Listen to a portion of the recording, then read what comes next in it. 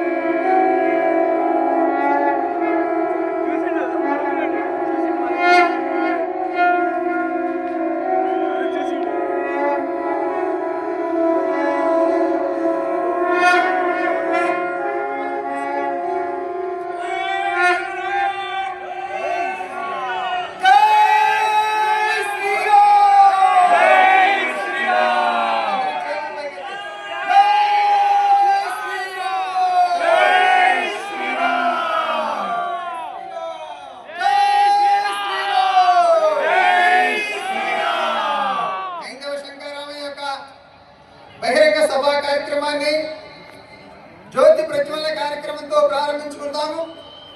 పూజ్య గోవింద గిరి देव महाराज स्वामी जी, माननीय श्री वेंकटेश्वरलू जी तथा दक्षिण आंध्र के अध्यक्ष माननीय श्री साई रेड्डी जी, इस प्रांत के माननीय संघ चालक श्रीमान हरि कुमार जी रेड्डी तथा आंध्र प्रदेश के जो अनेक लोकप्रिय लोक प्रतिनिधि एमएलएज और एमपीज यहाँ पर आए हैं, वो सभी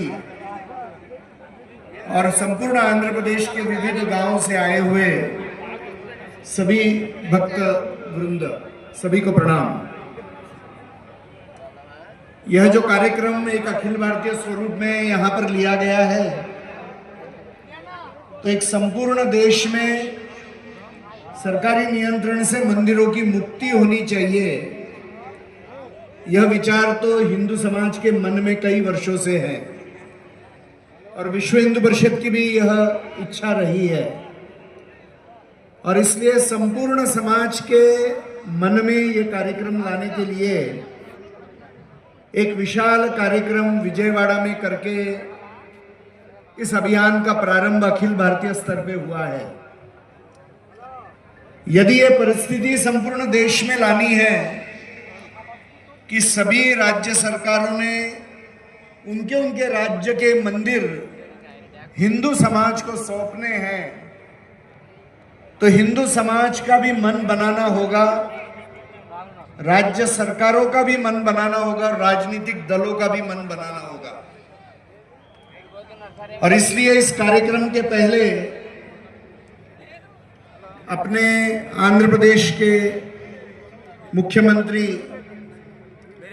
तेलुगु देशम पार्टी के अध्यक्ष माननीय श्री नायडू जी से हमारा मिलना हुआ।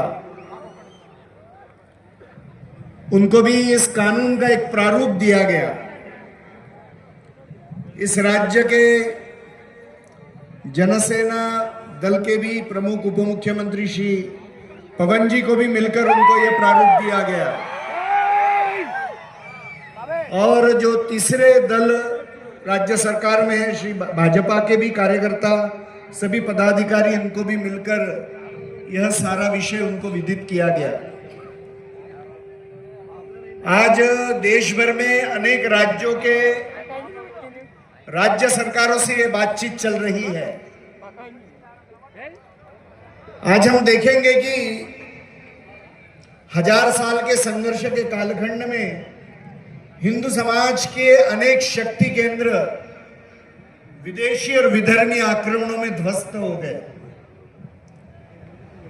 और आज तक इतने आक्रमणों के बाद यदि हिंदू समाज और यह राष्ट्र, यह धर्म और संस्कृति टिकी हुई है, क्योंकि अपना समाज केवल एक शक्ति केंद्र के ऊपर जीवित नहीं है, तो उसमें अनेक शक्ति केंद्र है, और उसमें हमारे मंदिर ये एक बहुत महत्व का शक्ति केंद्र है। पिछले 200 वर्षों से लगभग ये शक्ति केंद्र के ऊपर विदेशियों ने कब्जा किया, और दुर्भाग्य से भारत स्वाधीन होने के बाद भी मंदिरों के ऊपर के सरकारी नियंत्रण की एक गलत परंपरा चलते रही। और इसलिए आज ये हिंदू स्वाभिमान के लिए, हिंदुत्व के उत्थान के लिए बहुत आवश्यक है कि हिंदू मंदिरों को सरकारी नियंत्रण से मुक्त करके हिंदू समाज ने उसका ఆలయాలను కాపాడుకోవాలనుకునే మీ దీక్ష గ్రామాల నుంచి వచ్చినటువంటి ముదుసలులు కూడా ఇక్కడ ఉన్నారు. ఇందాక వస్తుంటే చూసాం,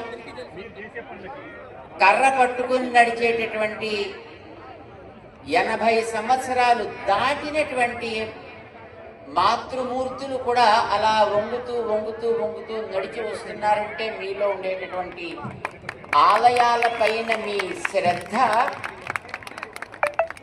ఆలయాలకి రక్ష, ఇది వర్ధిల్లాలి అని ముందుగా మేము ప్రార్థన చేస్తున్నాం. ఆలయాల గురించి చాలా మాట్లాడారు, ఇప్పటిదాకా మీకు చాలా చెప్పారు. మేము మిమ్మల్ని 2 సామాన్యమైన మాటలు అడుగుతాం, మీరు సమాధానం చెప్పాలి. మీలో ఎంతమంది సెల్ ఫోన్లు వాడతారు?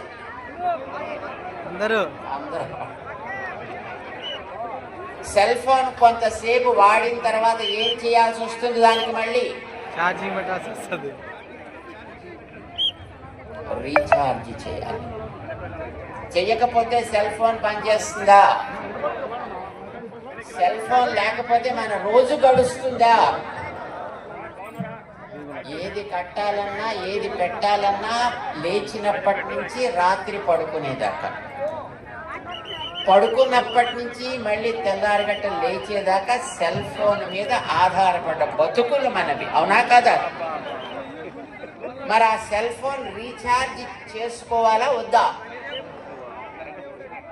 చేసుకోవాలంటే సెల్ ఫోన్ ఎక్కడ పెట్టాలి? ఎక్కడో ఒక పాయింట్ లో పెట్టాలి కదా.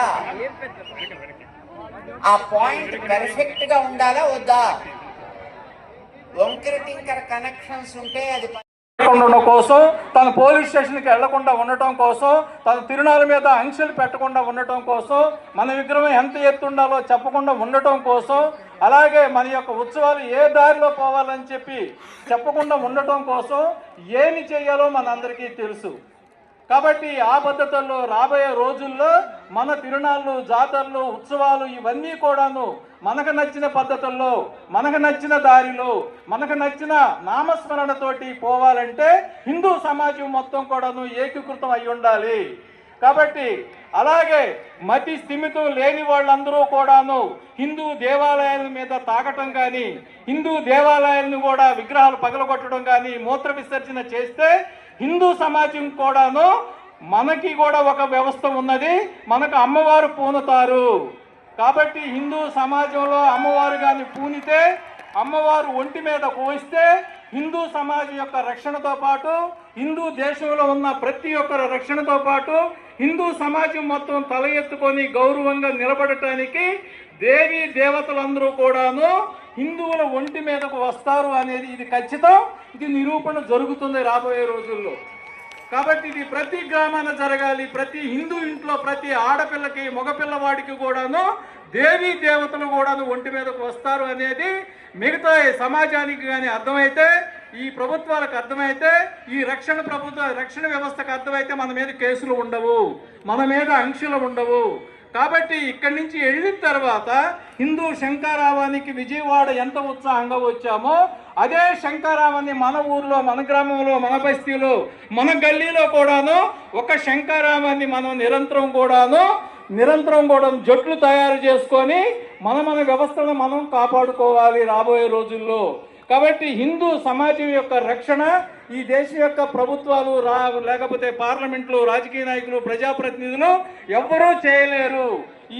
ఇక్కడ ఉన్న హిందువుల యొక్క రక్షణ హిందువులే చేసుకోవాలి. కాబట్టి హిందూ జట్టు తయారు కావాల్సిన అవసరం ఉంది ఈ రోజున. కాబట్టి ఏదన్నా ఒక సంఘటన మన గ్రామంలో కావచ్చు, మన బస్తీలో కావచ్చు, మన పట్టణంలో కావచ్చు, మన ఇంటి చుట్టూ కావచ్చు, ఎక్కడ జరిగినప్పటికీ కూడాను ఒక్క పిలుపు వచ్చిన వెంటనే అక్కడ వందల సంఖ్యలో, వేల సంఖ్యలో కానీ మనం చేరగలిగితే మన పక్కన కేసరపల్లి గన్నవరంలో ఉంటారు. దేవాలయ సంరక్షణ కోసం శ్రీకూర్మం నుండి తిరుపతి వరకు, తెలంగాణలో నిర్మల్ నుండి తిరుపతి వరకు గతంలో పాదయాత్ర నిర్వహించారు. వేలాది దేవాలయాలు సందర్శించారు. ఈవేళ మన జనమానసాలలో స్వయం ప్రతిపత్తి ఉద్యమానికి అంకురార్పణ ఆనాడే చేశారు. పూజ్య శ్రీ శ్రీ విరజానంద స్వామీజీ వారు అచలానంద ఆశ్రమం బ్రహ్మంగారి మఠం కడప జిల్లా నుంచి వేయించేశారు. మనందరికీ అనుగ్రహ భాషణాన్ని అందిస్తారు. మాన్యశ్రీ కోటేశ్వర శర్మ గారు మనకు సుపరిచితులు. విశ్వ హిందూ పరిషత్ అంతర్జాతీయ సంయుక్త ప్రధాన కార్యదర్శి, మన ప్రాంత సంఘటనా కార్యదర్శిగా, మన క్షేత్ర సంఘటనా కార్యదర్శిగా కూడా వారు పనిచేశారు. అలాగే మాన్యశ్రీ స్థాను మాలయన్జీ విశ్వ హిందూ పరిషత్ యొక్క మరొక సంయుక్త ప్రధాన కార్యదర్శి, వారు కూడా వేదిక మీద ఉపస్థితులై ఉన్నారు.